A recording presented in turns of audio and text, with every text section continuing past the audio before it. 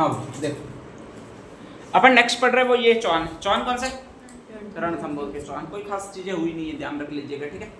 उधर से कहा जाता है अजमेर का मरा कौन है?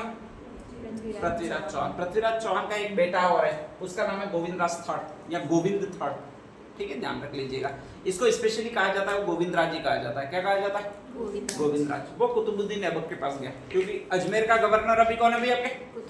कुतुबुद्दीन ऐबक है, ध्यान रख लीजिएगा। वो कुतुबुद्दीन ऐबक के पास गया, कहा कि मुझे जो भी मेरे पापा से गलतियां हुई है माफ कर दो और मुझे राज्य दे दो, मैं तुम्हारी अधीनता में राज्य करने के लिए तैयार हूँ, ठीक है, ध्यान रख लीजिएगा।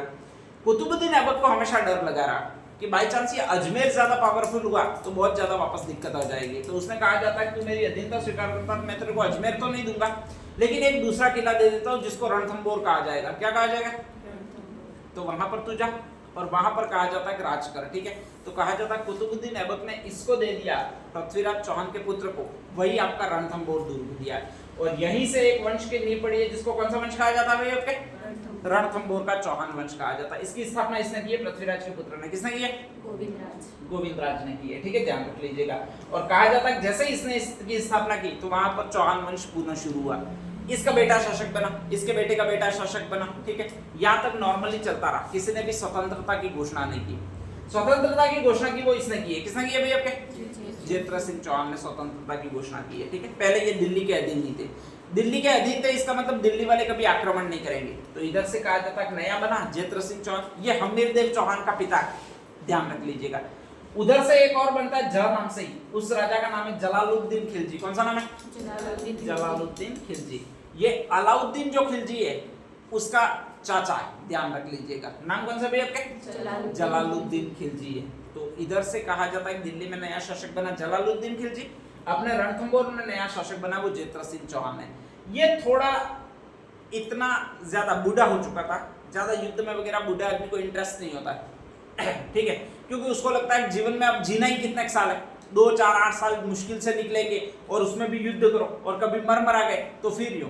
नए आदमी को हमेशा जोश रहता है, वो मारने पीटने की बातें कर देता है, उसके लिए ये होता है कि भाई जीना बहुत लंबी उम्र है, यूं होता है, ठीक है। जैसे ही 50 साल तक आदमी जाता है इसके बाद में उसको ये कोई काम करने की इच्छा नहीं होती है ज्यादातर, ध्यान रख लीजिएगा।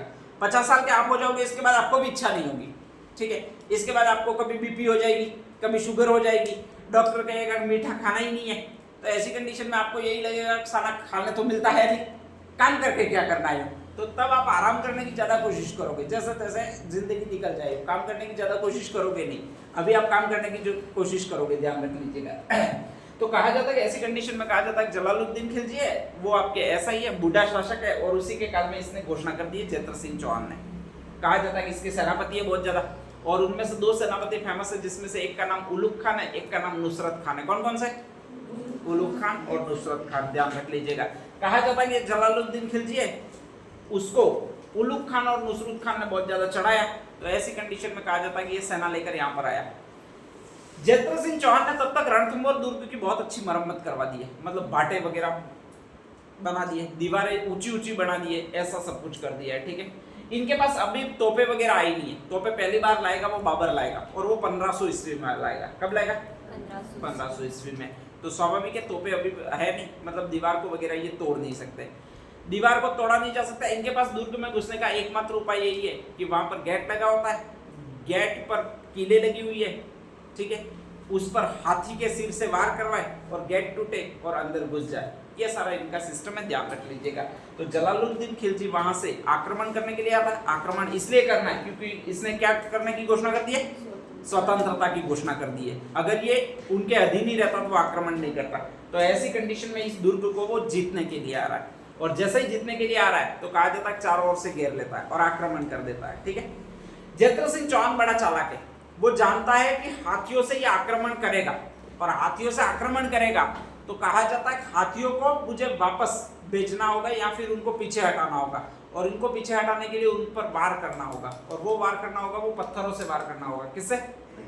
तो वो दक्षिण भारत से 3 पत्थर फेंकने के यंत्र लाता है, ध्यान रख लीजिएगा, जिनमें से एक का नाम मरकटी होता है, एक का नाम ठिकुलिया होता है, और एक का नाम क्या होता है? भिवाड़ी होता है। क्या होता है? भिवाड़ी। तो 3 ये यंत्र है। बाहुबली मूवी देखी होगी, ठीक है, उसमें बाहुबली के सामने एक वो काला अंग्रेज आता है, काले अंग्रेजी होते हैं, सारे काले लोग ही होते हैं, ध्यान रख लीजिएगा। उनसे उसका युद्ध होता है। तो बाहुबली को जो शस्त्र दिए जाते हैं वो पत्थर फेंकने वाले शस्त्र दिए जाते हैं, ध्यान रख लीजिएगा। तो ऐसे ही यंत्र होते हैं जो पहले काम में लिए जाते थे, पत्थर फेंकने के काम में लिए जाते थे। और उनमें से 3 नाम थे, एक तो मरकुटिया था, एक कौन सा था, ठिकुलिया, एक और कौन सा था, बिवाड़ी।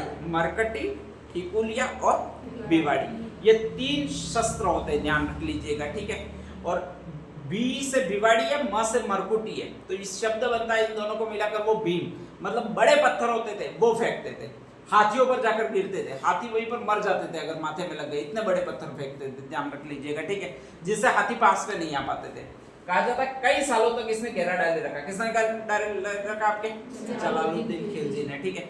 उसको लग गया कि अब मैं जीत नहीं सकता, तोपे वगैरह ऐसे कुछ है नहीं, हाथी आगे जा नहीं सकते, तो जीत नहीं सकता है। और जब आदमी जीत नहीं सकता है तो उसको कुछ ना कुछ अपनी लाज बचाने करते हुए युद्ध को समाप्त करना पड़ता है, ठीक है, ध्यान रख लीजिएगा।